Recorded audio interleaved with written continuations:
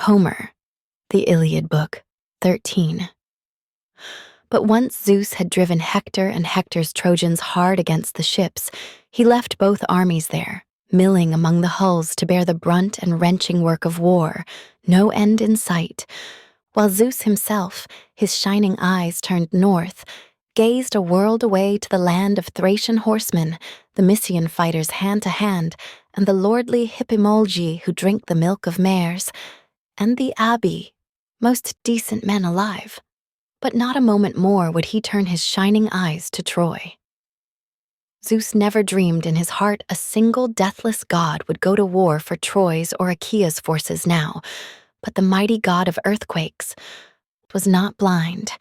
He kept his watch, enthralled by the rush of battle, aloft the summit of timbered Samos facing Thrace.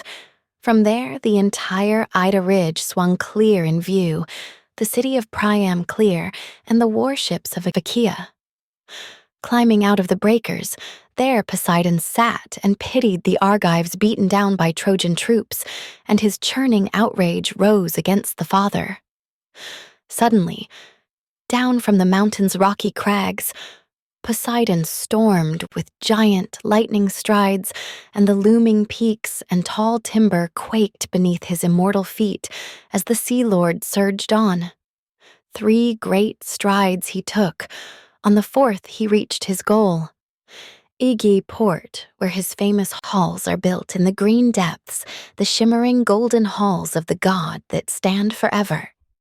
Down Poseidon dove and yoked his bronze-hoofed horses onto his battle car, his pair that raced the wind with their golden manes streaming on behind them, and strapping the golden armor round his body, seized his whip that coils lithe and gold, and boarded his chariot launching up and out, skimming the waves, and over the swells they came, dolphins leaving their lairs to sport across his wake, leaping left and right.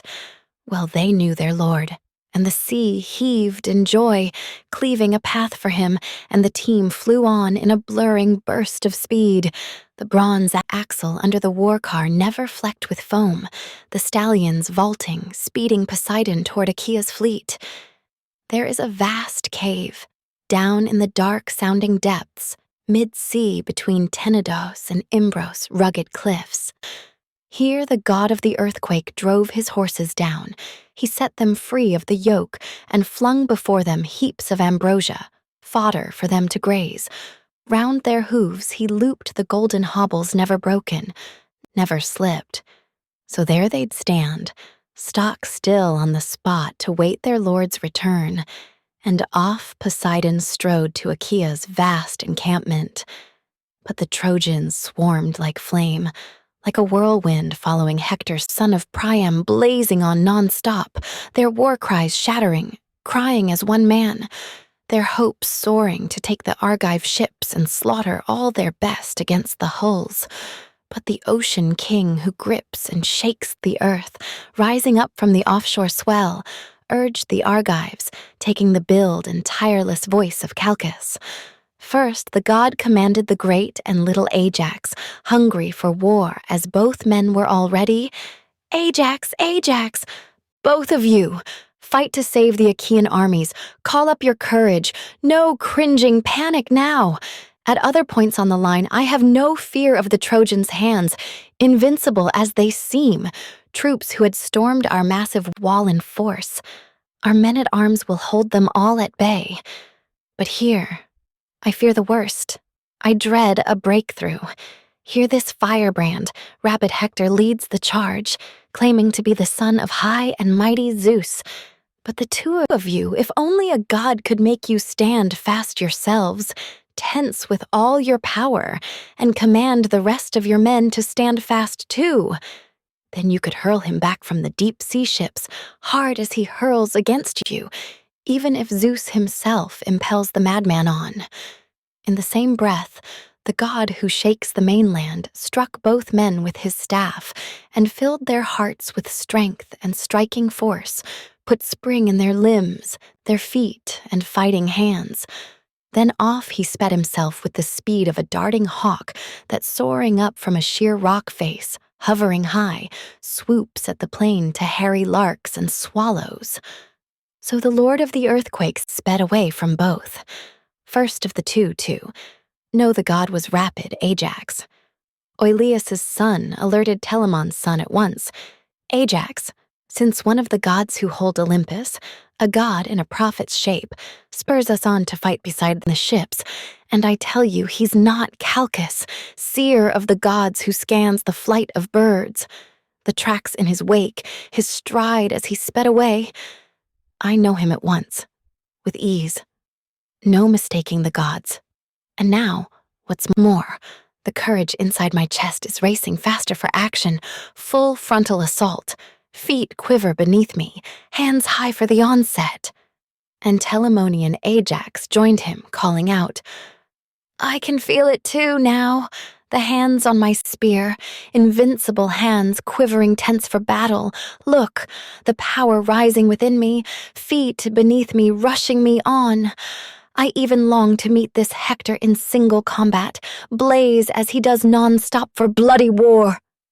So they roused each other, exulting in the fire, the joy of battle the god excited in their hearts. And he sped to the rear to stir more ranks of Argives, men refreshing their strength against the fast ships, dead on their feet from the slogging work of war. And anguish caught their hearts to see the Trojans, troops who had stormed their massive wall in force. They watched that assault, weeping freely now. They never thought they would fight free of death, but a light urging sent by the god of earthquakes rippled through their lines and whipped battalions on, spurring Teucer and Lytus first with bracing orders, then the fighting Peneleos, Thoas, and Deipyrus, Meriones and Antilochus, both strong with the war cry. Poseidon pressed them on with winging charges.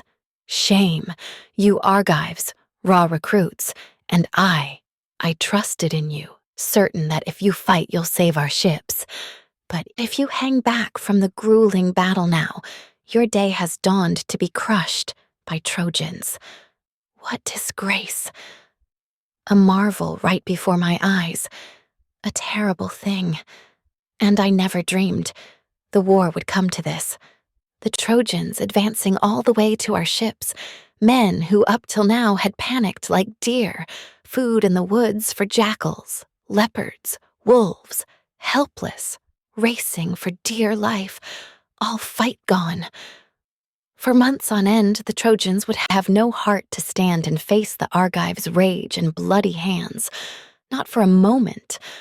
But now, quite exposed, far from Troy, they battle around our hollow ships, thanks to our leader's weakness, our armies slacking off. Our men fight with him. They'd rather drop and die by our fast-trimmed ships than rise to their defense. And what if it's all true and the man's to blame, lord of the far-flung kingdoms, hero Agamemnon? Because he spurned the famous runner Achilles? How on earth can we hang back from combat now? Heal our feuds at once. Surely they can be healed, the hearts of the brave. How can you hold back your combat fury any longer? Not with honor. You, the finest men in all our ranks. Why, not even I would rail against that man, that worthless coward who cringes from the fighting. But you, I round on you with all my heart. Weaklings, you'll make the crisis worse at any moment with this hanging back. Each of you get a grip on yourself. Where's your pride, your soldier's sense of shame? A great battle rises before us. Look, Hector, the king of the war cry, fights beside our ships, assaulting in all his force. Hector's crashed our gates. He's burst the tremendous bar. His voice like a shock wave, the god of the earthquake spurred the Argive fighters on.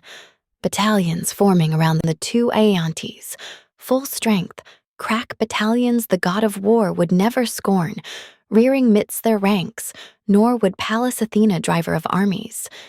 Here were the best-picked men detached in squads to stand the Trojan charge and shining Hector, a wall of them bulked together, Spear by spear, shield by shield, the rims overlapping, buckler to buckler, helm to helm, man to man, mast tight, and the horsehair crests on glittering helmet horns brushed as they tossed their heads. The battalions bulked so dense, shoulder to shoulder close, and the spears they shook in daring hands packed into jagged lines of battle. Single-minded fighters facing straight ahead, Achaeans primed for combat, Trojans pounded down on them, tight formations led by Hector careering breakneck on like a deadly rolling boulder torn from a rock face. A river swollen with snow has wrenched it from its socket, immense floods breaking the bank's grip, and the reckless boulder bounding high, flying with timber rumbling under it. Nothing can stop it now. Hurtling on, undaunted, down till it hits the level plain, and then it rolls no more for all its wild rush. So Hector threatened at first to rampage through the Argives' ships and shelters and reach the sea with a single sudden charge, killing all the way. But once he crashed against those dense battalions dead in his tracks, he stopped, crushed up against them. Sons of Achaea faced him now, stabbing away with swords, with two-edged spears, hoisting him off their lines. And he gave ground, staggering, reeling, shouting out to his troops with shrill cries, "Trojans! Lycians! Dardan skirmishers hand to hand! Stand by me here! They cannot hold me off any longer, these Achaeans, not even massed like a wall against me here. They'll crumble under my spear. Well, I know. If the best of immortals really drives me on, Hera's lord whose thunder drums the sky." So he shouted, lashing the rage and fighting fury in every Trojan. And breaking out of their ranks, Deiphobus strode, the son of Priam fired for feats of arms. There, thrusting his balanced round buckler before him, step by springy step on the balls of his feet, pressing forward under his shield. But Meriones, taking aim at Deiphobus, hurled his flashing spear and struck, no miss, right in the bull's hide boss. But the spear did not ram through. Far from it, the long shaft snapped at the spearhead's socket. The Trojan had thrust his shield at arm's length, shrinking before the expert marksman's lance.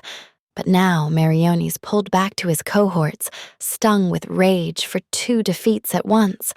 Victory shattered, spear shaft smashed to bits. He went on the run to Achaea's ships and shelters, out for the heavy lance he'd left aslant his hut. The rest fought on with deafening war cries rising. Teucer was first to kill his man, a son of Mentor, breeder of stallions, the rugged spearman Imbrius. He had lived in Pideion before the Argives came and wed a bastard daughter of Priam, Mendicicast. But once the rolling ships of Achaea swept ashore, home he came to Troy, where he shone among the Trojans, living close to Priam, who prized him like his sons.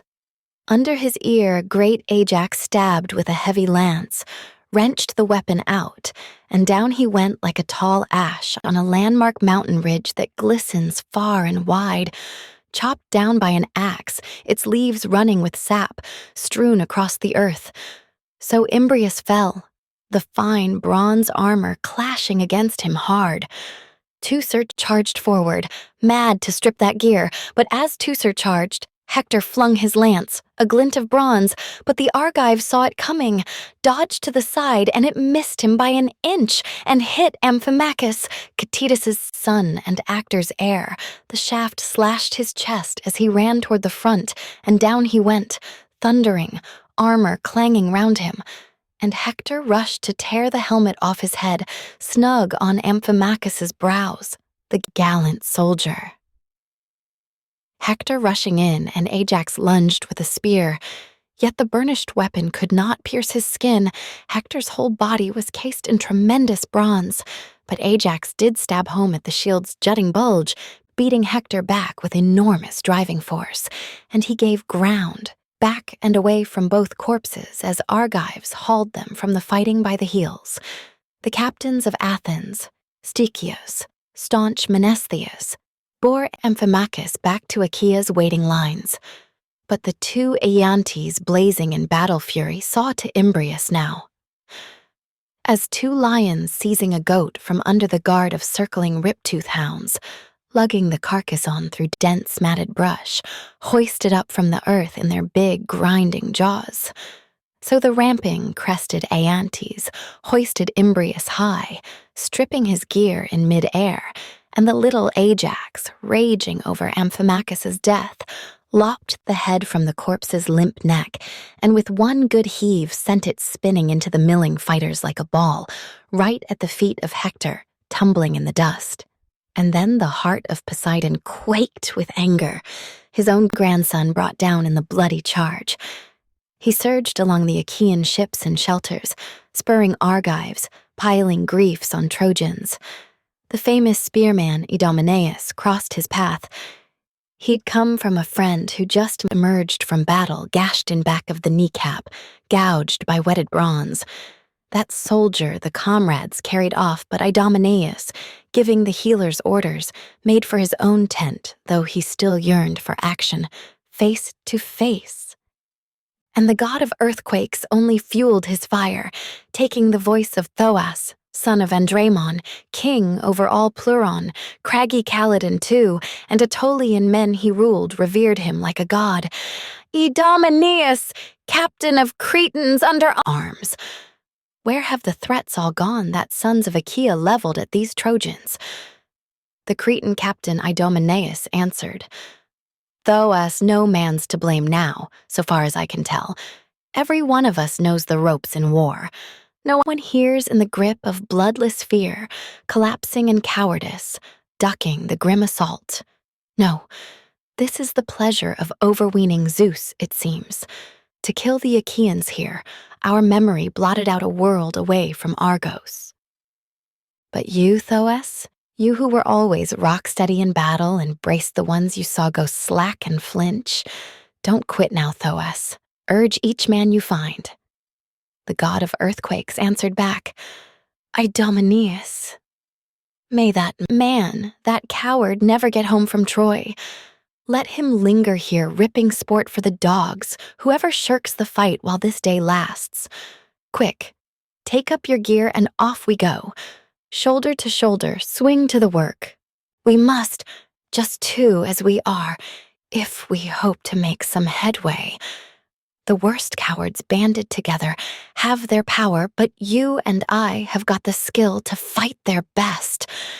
With that, he strode away, a god in the wars of men. As soon as Idomeneus reached his well-built shelter, he strapped his burnished armor round his body, grasped two spears, and out he ran like a lightning bolt the father grips and flings from brilliant Olympus.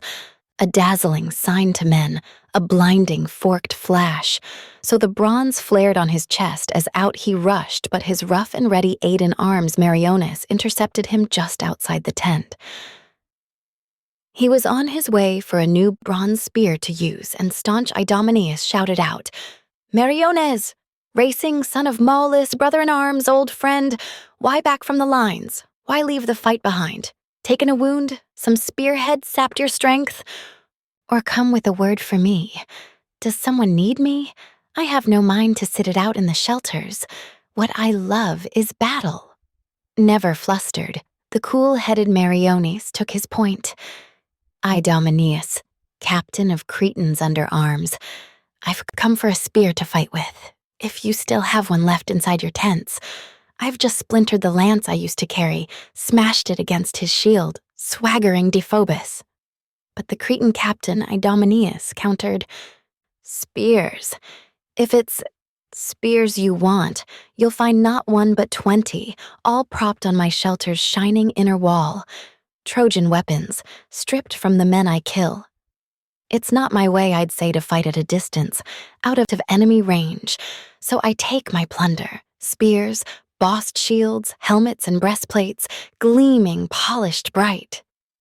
And so do I, by God. The cool Meriones blazed up in his own defense. They crowd my ship and shelter, hordes of Trojan plunder, but out of reach just now. Though I never forgot my courage, I can tell you, Not I. There at the front where we win glory, there I take my stand whenever a pitched battle rears its head. Another Achaean armed in bronze may well be blind to the way I fight. Not you. You are the one who knows me best, I'd say. And the Cretan captain Idomeneus answered warmly, I know your style, your courage. No need for you to tell it. If we all formed up along the ships right now, our best men picked for an ambush, that's where you really spot a fighter's mettle, where the brave and craven always show their stripes. The skin of the coward changes color all the time. He can't get a grip on himself. He can't sit still. He squats and rocks, shifting his weight from foot to foot, his heart racing, pounding inside the fellow's ribs, his teeth chattering. He dreads some grisly death. But the skin of the brave soldier never blanches. He's all control. Tense, but no great fear. The moment he joins his comrades packed in ambush, he prays to wade in carnage, cut and thrust at once. Who could deny your nerve there? Your fighting hands? Why, even if you were badly wounded in battle, winged by a shaft or gored by a blade close up, the weapon would never hit you behind, in neck or back. It would pierce your chest or guts as you press forward, lusting for all the champion's lovely give and take. On with it. No more standing round like bragging boys. Someone will dress us down and roughly too. Off you go to my shelter. Choose a sturdy spear.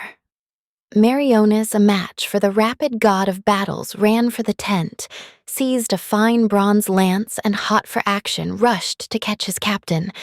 And he went on to war as grim as murderous Ares, his good son Panic stalking beside him, tough, fearless, striking terror in even the combat-hardened veteran. Yes, both of them marching out of Thrace, geared to fight the Ephiri or Phlegians great with heart, but they turned deaf ears to the prayers of both sides at once, handing glory to either side they choose. So on they marched. Meriones and Idomeneus, commanders of armies, strode to battle helmed in gleaming bronze. Meriones first to ask, Son of Deucalion, where do you say we join the fighting now? Right of the whole engagement, work the center or go at the left flank? That's the place to think. Nowhere else are the long-haired Argives so outfought. The Cretan captain Idomeneus answered quickly, Plenty of others can shield the ships mid-line, the two Aeantes. Teucer the best Achaean archer, an expert too at fighting head-to-head.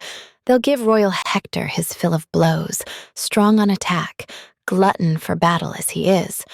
Berserk for blood, he'll find it uphill work to beat their valor down, matchless hands at war, and gut our ships with fire.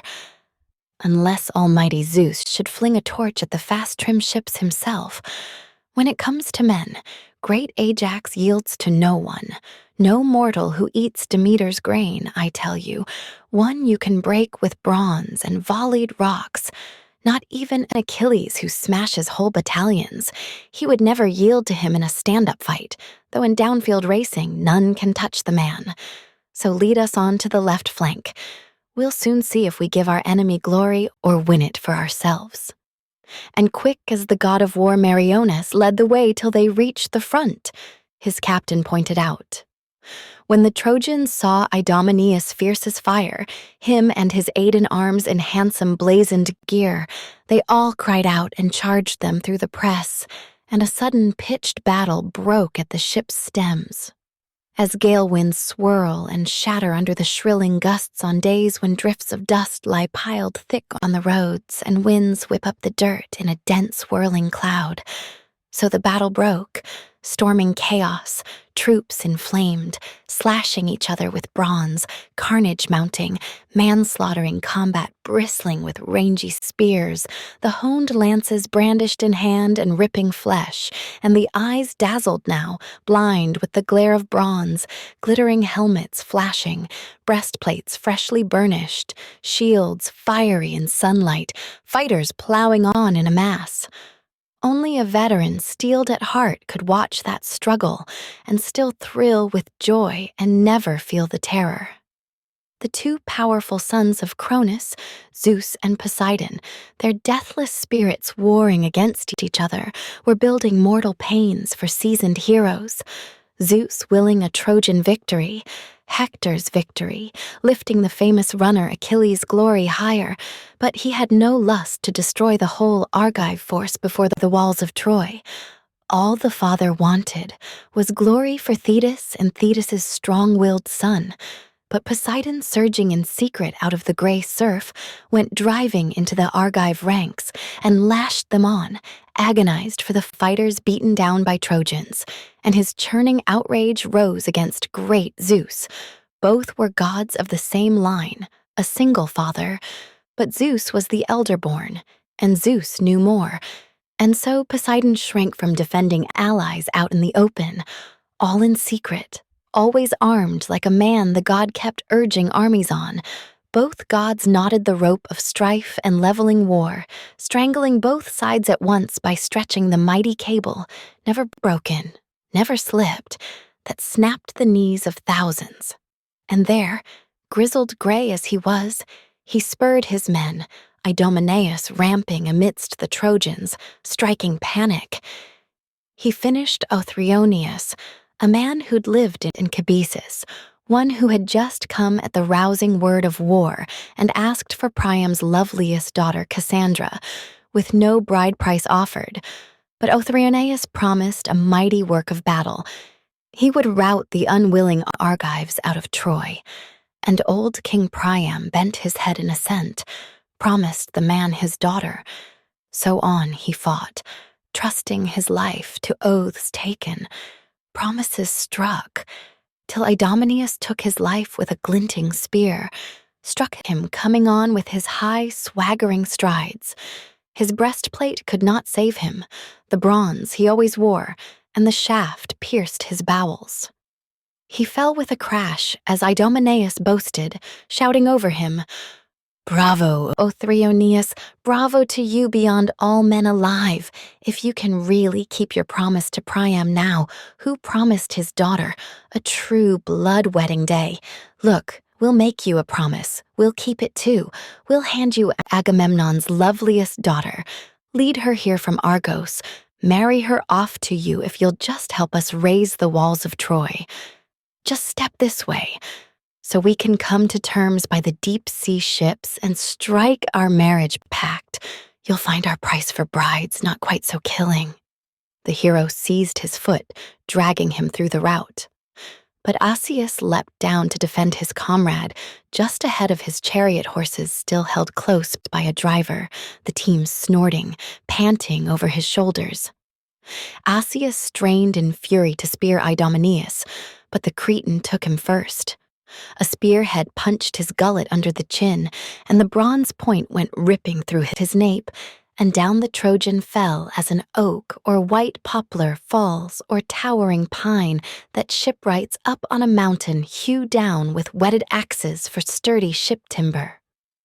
So he stretched in front of his team and chariot, sprawled and roaring, clawing the bloody dust, his driver out of his mind, what mind he had, lost all nerve to wheel his horses round and give the slip to his enemy's deadly hands, and staunch Antilochus speared him through the midriff. His breastplate could not save him, the bronze he always wore, and the lance impaled his guts. He gasped, convulsed, and out of his well-made car the Trojan pitched. And as for his team, proud Nestor's son Antilochus drove them out of the Trojans into Argive lines. But raging in tears for Asius came Deiphobus charging against Idomeneus, heaving a flashing spear. But Idomeneus saw it coming, dodged the bronze point by crouching under his buckler's full round cover. He always carried it, layered with hide and ringed with gleaming bronze, fitted with double cross stays. Under it low he hunched, and the brazen spear flew past with a grating screech as the shaft grazed the shield. But Deiphobus's strong, swift hurl was not for nothing. No.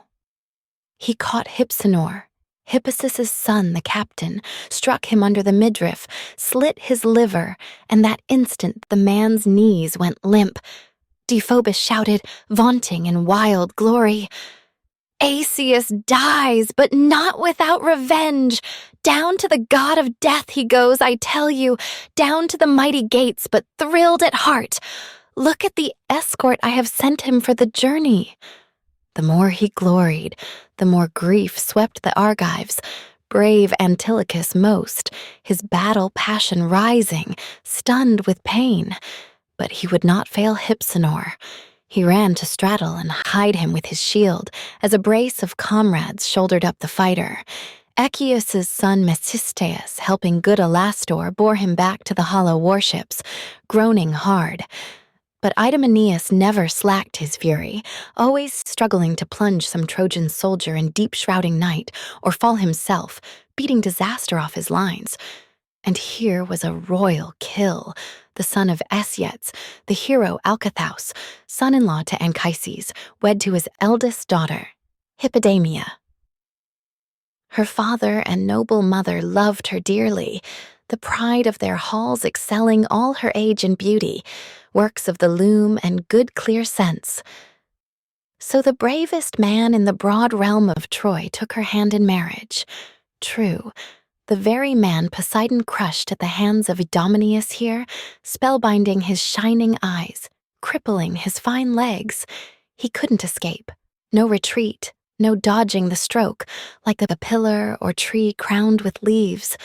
Rearing, standing there stock still as the hero Idomeneus stabbed him square in the chest and split the bronze plate that cased his ribs, gear that had always kept destruction off his flesh, but it cracked and rang out now, ripped by the spear. Down Alcathaus crashed, and the point stuck in his heart, and the heart in its last throes jerked and shook the lance, the butt end quivering into the air till suddenly rugged Ares snuffed its fury out, dead still, and Idomeneus shouted, vaunting in wild glory, "Now, Deiphobus! Now shall we call it quits at last? 3 men killed for the one you bragged about so much. Come here, you idiot! Stand up to me yourself so you can see what cut of man I am. Look, a son of Zeus come here to face you down. He first bore Minos, watch and ward of Crete. Then Minos bore an illustrious son, Deucalion. Yes, and Deucalion fathered me to command a race of men through the length and breadth of Crete. And now our ships have borne me here to your shores to be your curse, a curse to your father, curse to the men of Troy." So he taunted. Deiphobus's mind was torn. Should he pull back and call a friend to his side, some hardy Trojan, or take the Argive on alone? As he thought it out, the first way seemed the best. He went for Aeneas, found him out on the flank and fringe of battle, standing idle, forever angered at Priam, who always scrimped his honors, brave as Aeneas was among the Trojan fighters. Deiphobus reached him soon with winging words. "Aeneas, captain, counselor, how we need you now. Shield your sister's husband, if grief can touch your heart. Follow me. Fight for Alcathaus, your brother-in-law who reared you at home when you were just a boy. The famous spearman Idomeneus cut him down." Fighting words. That began to stir the rage inside Aeneas's chest, and out for blood, he charged Idomeneus now. But nothing could make him panic. No green boy, he stood his ground like a wild mountain boar, trusting his strength, standing up to a rout of men that scream and swoop against him off in a lonely copse, the ridge of his back bristling, his eyes flashing fire. He grinds his teeth, champing to beat back dogs and men. So Idomeneus, famous Spenon, stood his ground. He never gave an inch with Aeneas charging in, quick to the rescue. Idomeneus called his comrades, glancing fast at Ascalaphus, Apharius, Deipyrus, Meriones, and Antilochus, both strong with the war cry. He called them closer, his winging orders flying. "Over here, my friends! I'm all alone! Defend me!" I fear Aeneas terribly, coming on top speed, bearing down on me now and filled with power, enormous power to take men down in battle. He's just in the first flush of youth. What's more, the greatest power of all. If we were the same age, I tell you, just as the same fury fills us both. At a single stroke, he'd bear off glory now, or I'd bear it off myself. So the Cretan yelled, and all his comrades came in a pack with one will, massing round him, bracing shields to shoulders. But across the lines, Aeneas called his comrades, glancing fast at Deiphobus, Paris, brave Agenor, all the Trojan captains who backed Aeneas here, and fighters followed close behind like flocks that follow the lead ram, leaving the pasture land to drink at its springs, and the shepherd's heart exults. So now the heart of Aeneas leapt inside his chest when he saw the flocks of fighters crowding in his wake.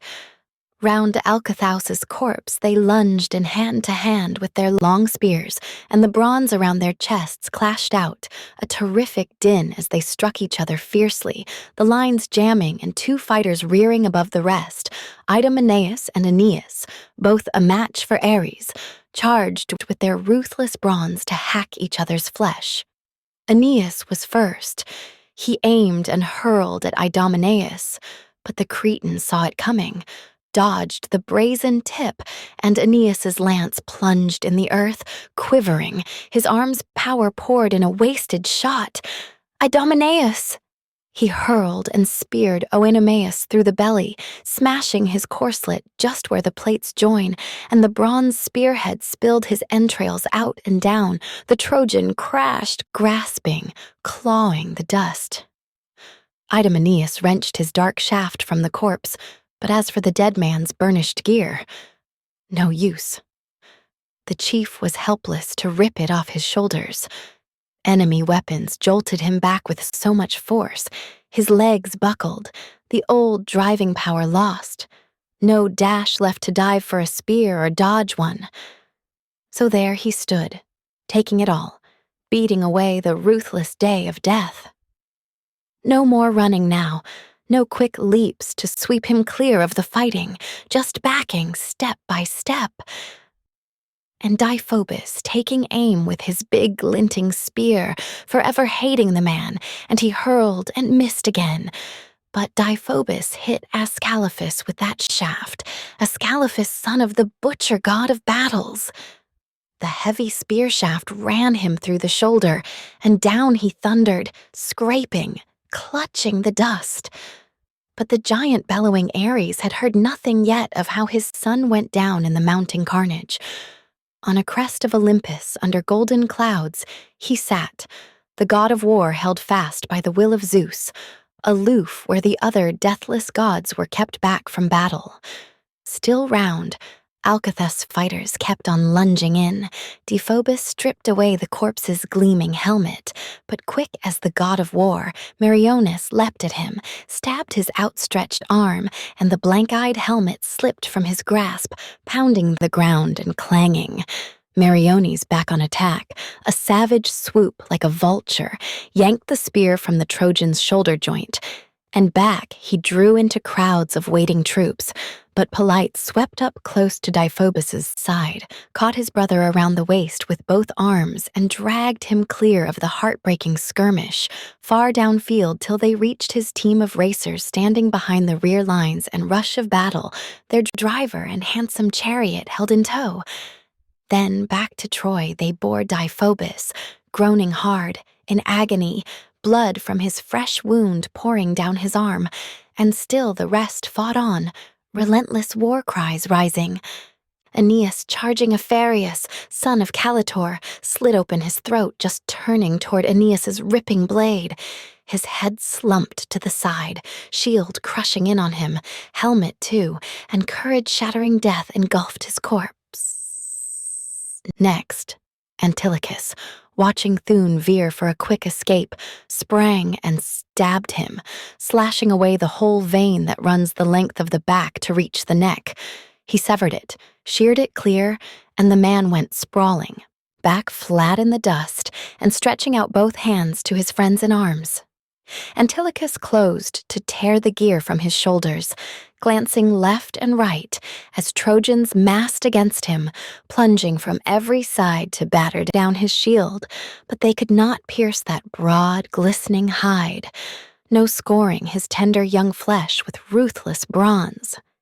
Not Antilochus, guarded now by the god of earthquakes shielding, ringing the son of Nestor round, even in this storm of spears.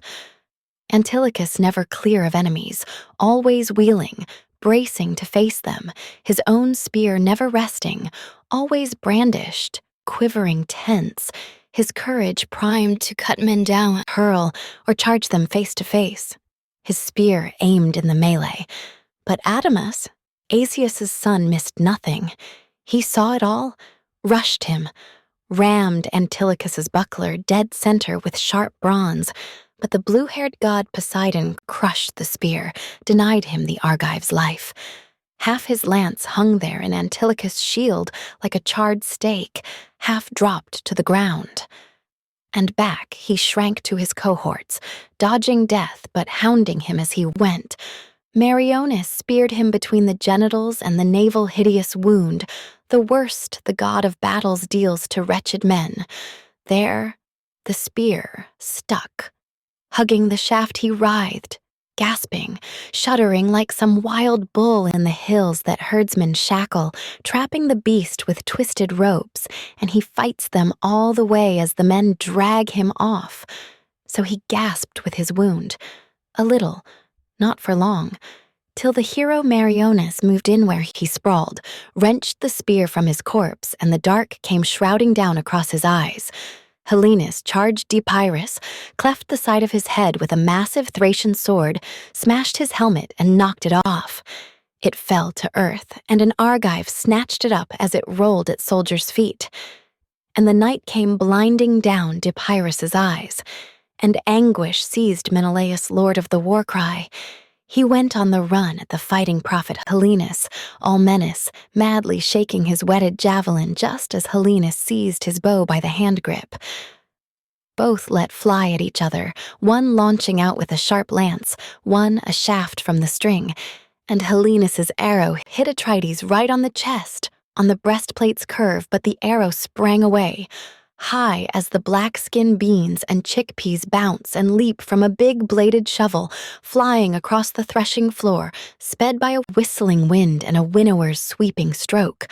So the arrow flew from fighting Atrides' breastplate, the keen shaft glancing, skittering off downfield, but the lord of the war cry aimed for Helenus's hand gripping his polished bow, and clean through his fist, the bronze spearhead drove and cracked the tensed weapon. Back he fell to his massed companions, dodging death, his hand dangling, dragging the long ashen shaft. And gallant Agenor drew the spear from his hand and bound it up in a band of tightly twisted wool, a sling his aide retained for the good commander.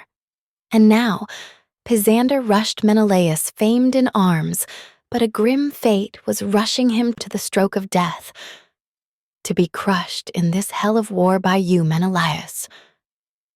Just as the two men closed, heading into each other, Adides missed his spear shaft hooking off to the side. Pisander stabbed his shield, but the bronze could not bore through. The huge hide blocked it. The shaft snapped at the socket.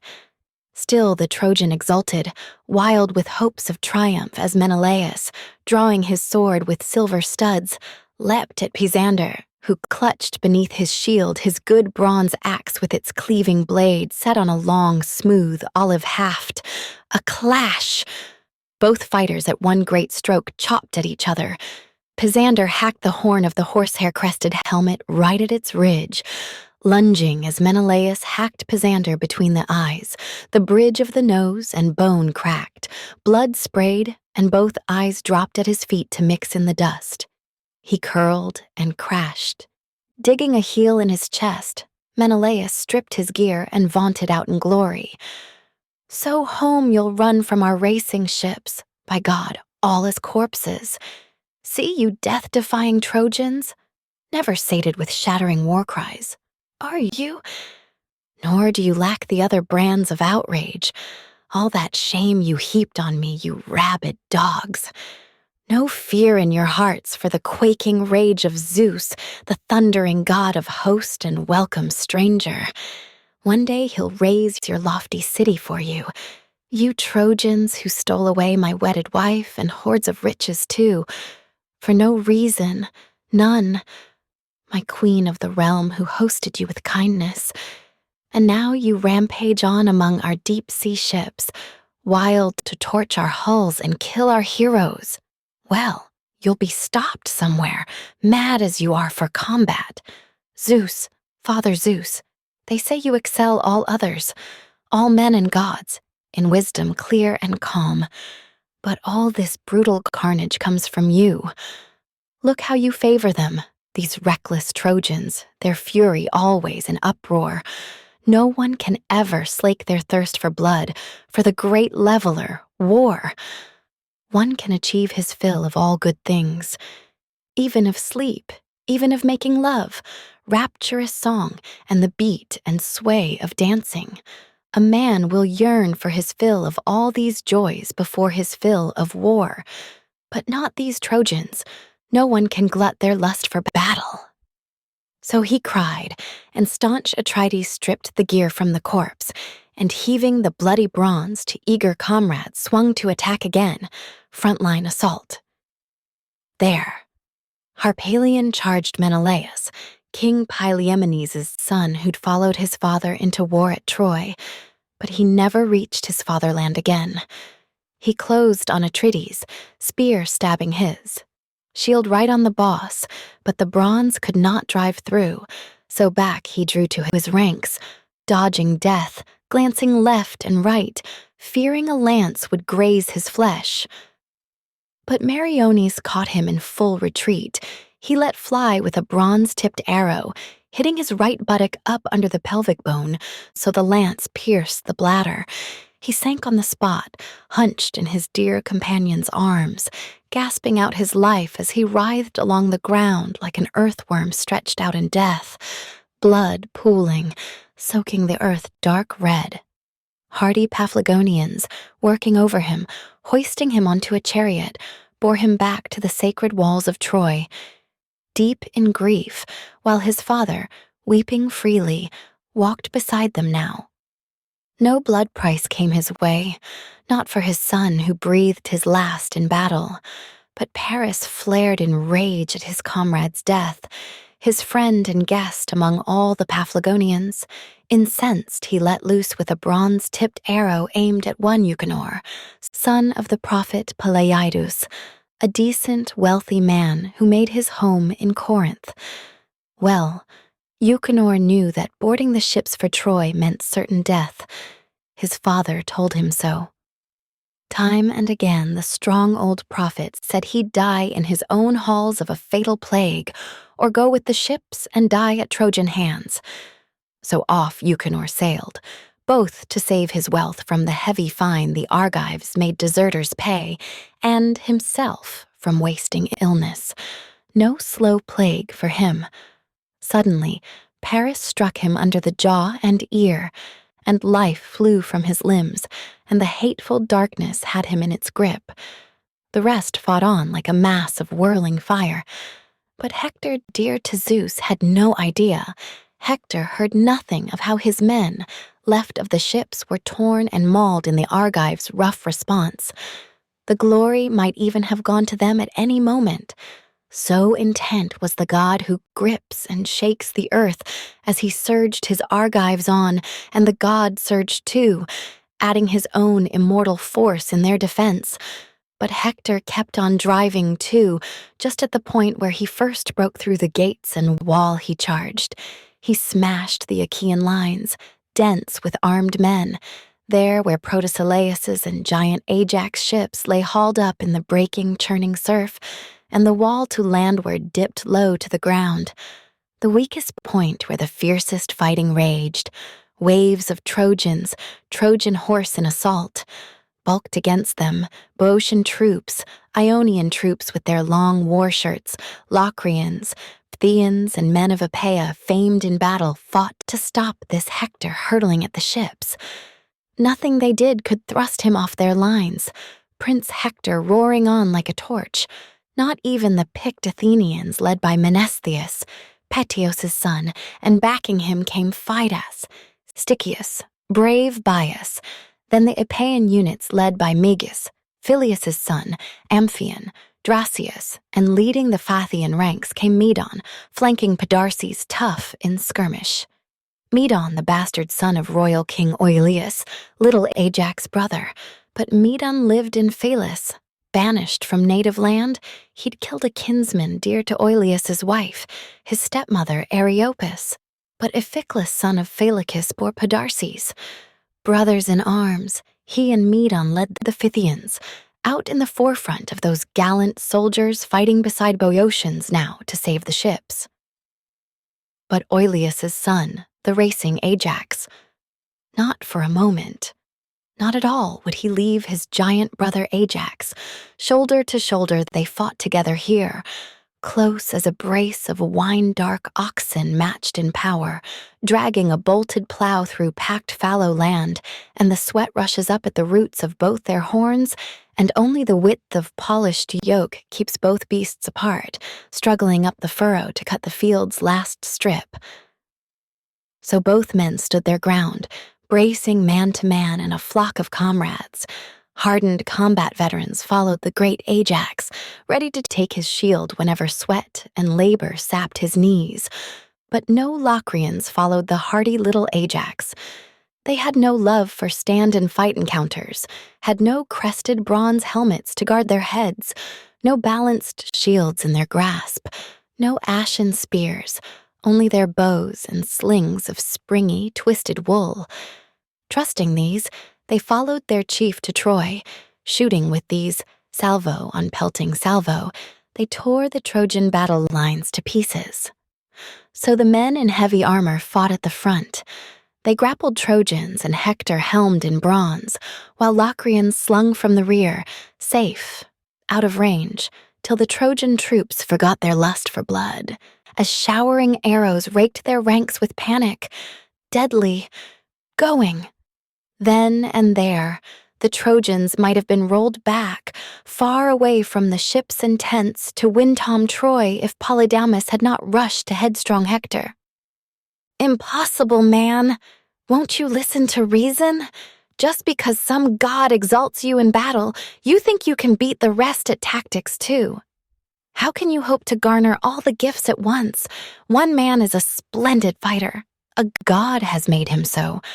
One's a dancer, another skilled at lyre and song, and deep in the next man's chest, far-seeing Zeus plants the gift of judgment, good clear sense, and many reap the benefits of that treasure.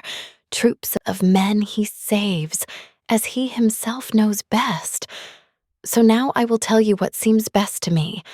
Look, the battle bums like a swirling crown around your head, but our valiant Trojans, once they scaled the wall. Some fall back from the front, idling in armor. Others soldier on, squads against mass formations, scattering helter-skelter round the hulls. Draw back now. Call the best of our captains here this safe ground.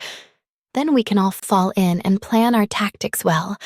Whether we fling ourselves against the ships, if Zeus would care to hand us victory now, or beat retreat from the beach, and cut our losses. I fear they'll pay us back for yesterday's triumph. He waits by the ships, a man never sated with battle. I doubt he'll keep from the fighting any longer, not with all his war lust. So he urged. His plan won Hector over. Less danger, more success. And down he leapt from his chariot, fully armed, and hit the ground, calling out to Polydamas brisk, winged orders. You stay here. Hold back our captains here. I'm on my way over there to meet this new assault.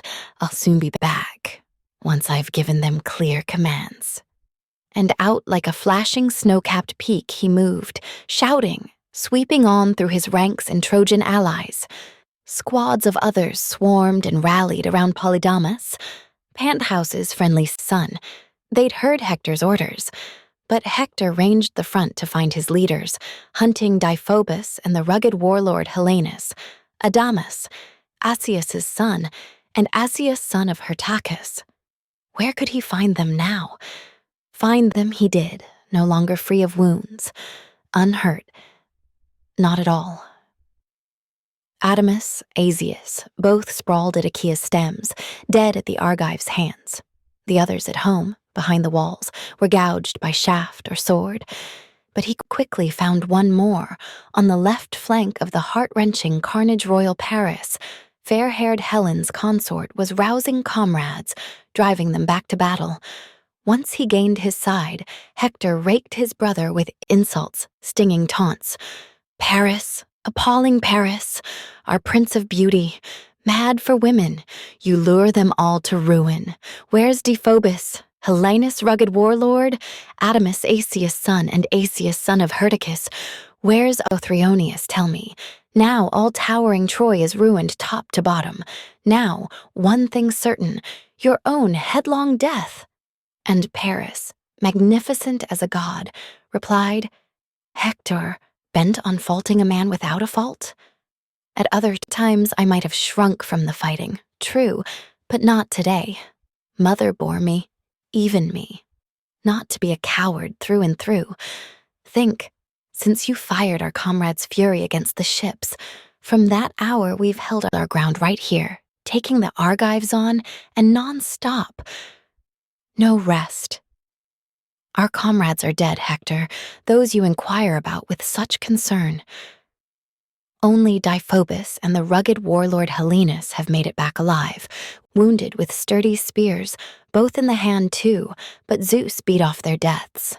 Now lead the way, wherever your fighting spirit bids you.